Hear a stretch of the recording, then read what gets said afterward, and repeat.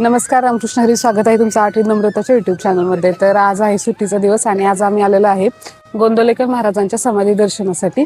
तर चला समाधी दर्शन घेऊयात आणि प्लस काही गोष्टी एक्सप्लोर करूयात. इथे खूप छान भक्तिमय वातावरण आहे इथे.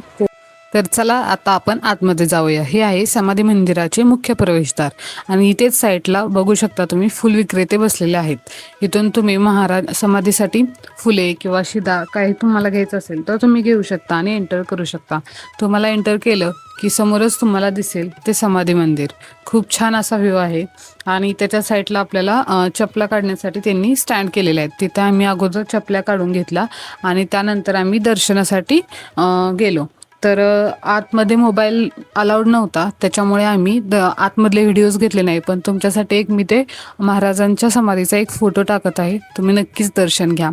चला, आणि तिथून पुढे आले की बाहेरच आपल्याला श्रींचा अंगारा आणि श्रींचे तीर्थ असे बाहेर ठेवलेलं आहे. तिथून आपण अंगारा लावला प्लस तीर्थही घेतलं आणि त्याच्याच साईडला तुळशी वृंदावन ठेवलेलं आहे, त्याचं दर्शन घेतलं. आणि त्यानंतर आपण आलेलो आहे त्याच्याच उजव्या साईडला असलेलं आईसाहेबांच्या म्हणजेच महाराजांच्या द्वितीय पत्नींच्या मंदिर आहे, त्याचं दर्शन घेण्यासाठी. तिथून आपण दर्शन घेतलं तर त्याच्याच समोर ब्रह्मानंद मंडप आहे.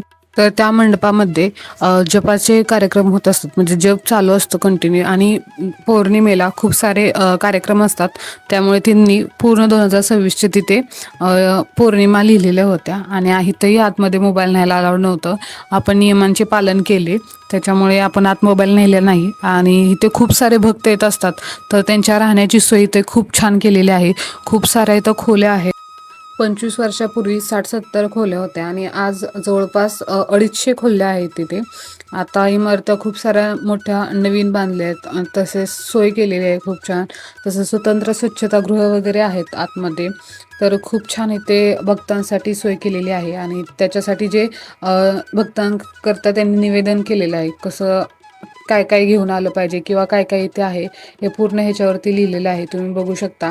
आणि प्लस इथे दिवसभर काय काय कार्यक्रम होतात ते पूर्ण नित्यक्रम इथे लिहिलेला आहे, तुम्ही वाचू शकता आणि त्यानुसार तुम्ही गोंदवलेचा प्लॅन करू शकता. खरंच खूप छान एक नंबर भक्तीचं वातावरण असतं इथे.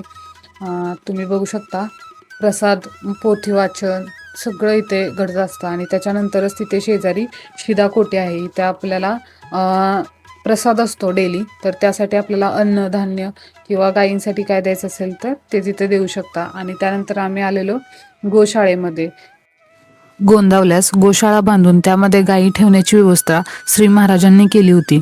मसवडला जनावरांचा बाजार भरायचा आणि तेथे महाराज स्वतः जाऊन वाटेल ती किंमत देऊन कसायाकडून गायी सोडून आणायचे आणि ते स्वतः गोशाळेत जाऊन बसत व नेहमी तेथे झाडलोट करीत. आणि देह ठेवण्याच्या आदल्या दिवशीही महाराज स्वतः ह्या गोशाळेमध्ये आले होते. सध्या 50 पेक्षा जास्त गायी होत्या आणि त्यांची व्यवस्था खूप छान प्रकारे तिथे केलेली होती. अगदी बसण्यापासून ते त्यांना खाण्याची पिण्याची खूप छान व्यवस्था इथं केलेली होती. आणि मेन म्हणजे इथं प्रत्येक गाईला अशी नावं दिलेली होती. आणि पूर्वीसुद्धा गंगे, गोदे, यमुना, नर्मदा या गया अशी महाराजांची हाक ऐकली की गायी महाराजांकडे धावत यायच्या. आणि गायींचे महत्त्व सांगून महाराज सर्वांना गोसेवा करायला सांगत. महाराजांनी सभोवती इतक्या गायी हा देखावा पाहून सर्व लोकांना गोकुळात वनामध्ये गायींना चारण्यास नेणाऱ्या श्रीकृष्णाची आठवण यायची. आणि त्यामुळे समाधी रूपाने तर वास्तव्य करण्याची महाराजांनी गोशाळेचीच जागा निवडली होती. म्हणून समाधी मंदिरात तुम्ही बघितलं असेल तर मोहक अशी गोपाळ कृष्णांची मूर्ती स्थापन केलेली आहे तिथे लोकांनी. आणि इथल्या गायींना हात लावून त्यांचं दर्शन घेणं किंवा त्यांना मायेनं कुरवाळणं खूपच छान अनुभव आहे इथे. तुम्ही तिथे गेलात तर नक्की गोशाळेला अवश्य भेट द्या. आणि बघू शकता इथं मला तर हे मेन आवडलं की इथे गायींना असं विठ्ठलासारखं असं त्यांच्या माथ्यावरती टिळा होता आणि ते पाहून मला असं खूपच छान वाटलं. प्रत्येक म्हणजे खूप 2-3 मी गायींना बघितलेलं तर तिथे ते विठ्ठलासारखा टिळा होता. आणि हे बघू शकता पाण्याची सोय अशा प्रकारे केलेली आहे जेणेकरून पाण्याची बचतही व्हावी आणि त्यांना हवं आहे तेवढं पाणी पिताही यावं. खूप छान सोय केलेली आहे.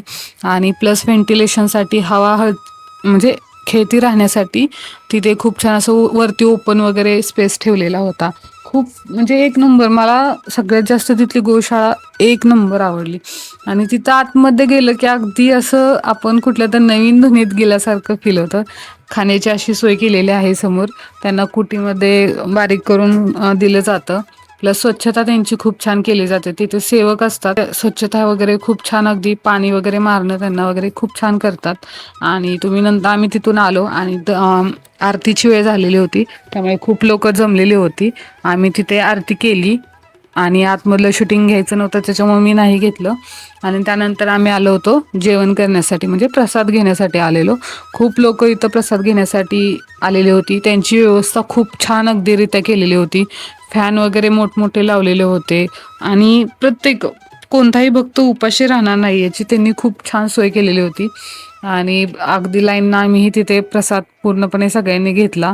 आणि तुम्ही कधी गोंदवलेला आला असेल तर नक्की कमेंट बॉक्समध्ये नक्कीच सांगा.